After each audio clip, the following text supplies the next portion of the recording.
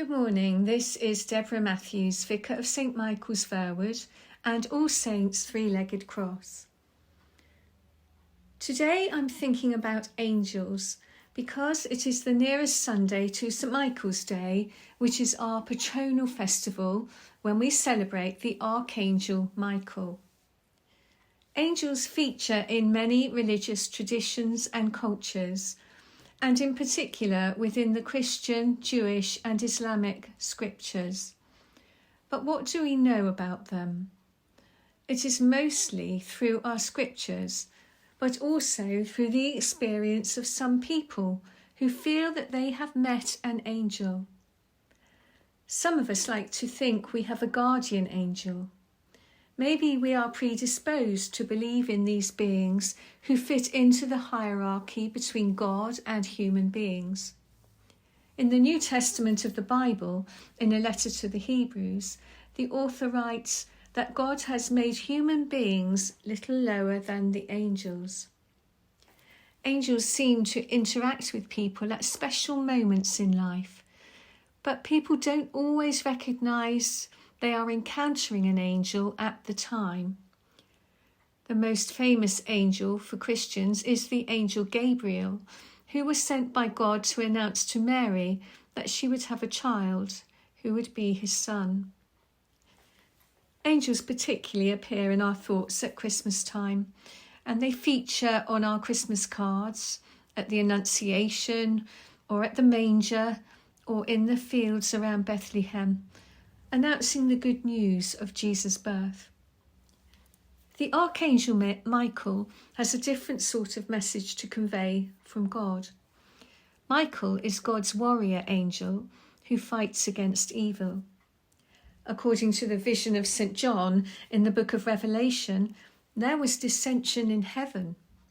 Michael and his angels defeated Lucifer and his armies and threw them out of heaven to the earth. Michael stands for truth and courage and integrity, and in art he is sometimes depicted carrying the scales of justice and wearing armour, often carrying a sword and shield. All those things represent his purpose, his mission from God to vanquish evil and to support God's people.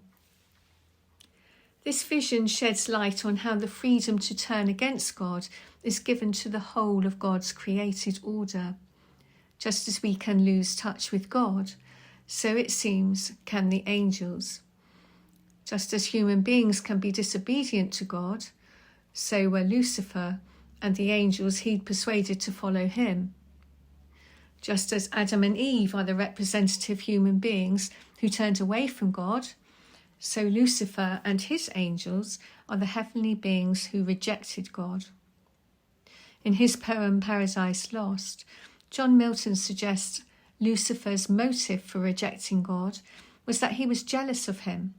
He not only wanted to serve God and be like him, but he wanted to usurp God. Lucifer wanted to grasp God's power for himself. And he didn't seem to realise that by attempting to do this, he has become the very opposite of God.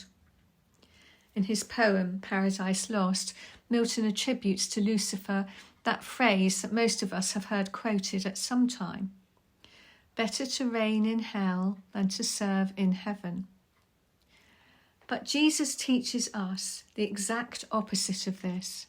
In Matthew's Gospel, Jesus says, "Even the Son of Man did not come to be served, but to serve." Jesus' life was about service, not grasping power from God. Two of Jesus' disciples once asked him if they could be the ones to sit either side of him in glory. And Jesus wasn't very impressed with them.